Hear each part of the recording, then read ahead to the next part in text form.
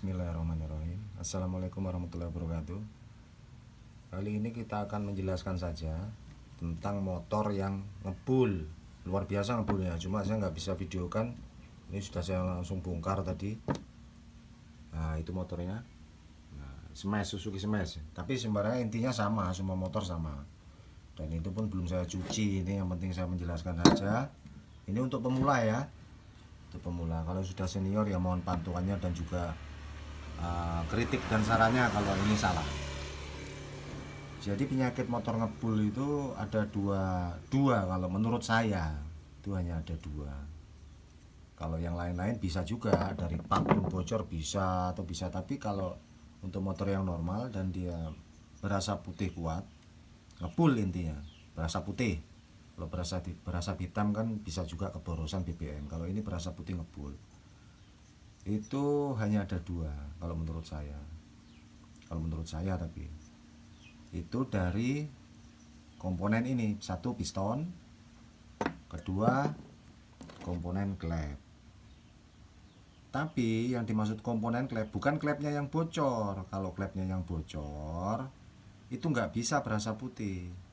Kalau klep bocor itu hanya berpengaruh pada kompresi dan tidak menimbulkan asap putih. Tapi motor susah hidup. Kenapa saya bilang dari klep bisa berasa putih? Itu dari ini, seal klep. Nah, seal klep yang sudah keras, sudah aus, ini bisa menyebabkan asap putih yang kuat. Karena intinya seal klep ini untuk menutup jalur oli yang masuk waktu dia tengah bekerja. Nah, ini sudah oblak, sudah parah. Bisa terjadi kebocoran oli dan masuk ke ruang bakar.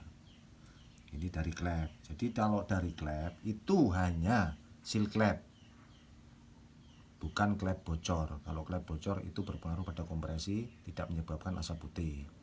Karena dia meskipun bocor itu hanya BBM-nya masuk, tapi masih tertutup dengan seal. Paham kan maksudnya? Ya.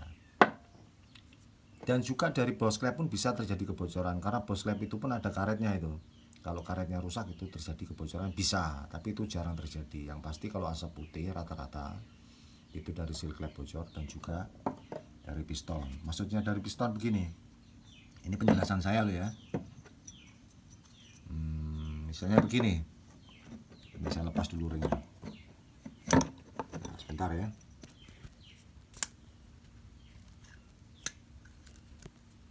Ini saya cabut satu ringnya. Nah, begini.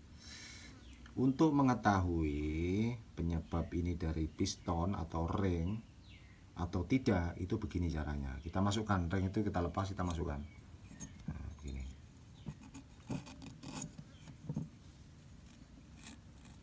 Ya, kita lihat kerenggangannya.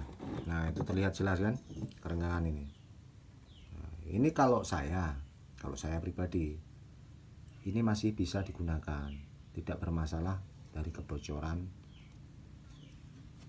oli, karena jarak ini masih sangat dekat. Ini kalau menurut ukuran pabrikan standar, kalau Anda punya puller, kebetulan saya nggak punya, puller saya sudah rusak, ini 0,20 jaraknya.